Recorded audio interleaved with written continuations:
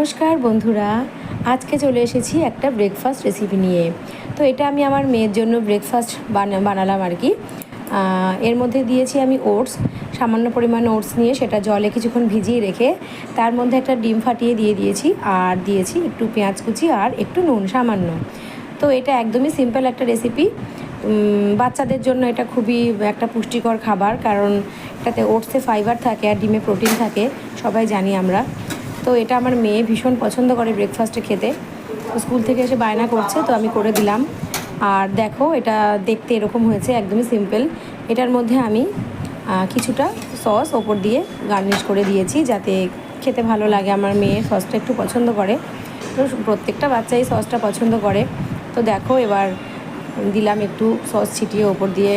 যাই হোক, এবার এটা দেখো আমার মেয়ে খেয়ে কী বলছে, ওর রিভিউটা নেওয়া যাক। তো দেখলে ও কী বললো। টাটা বন্ধুরা, আজকের মতো বাই বাই।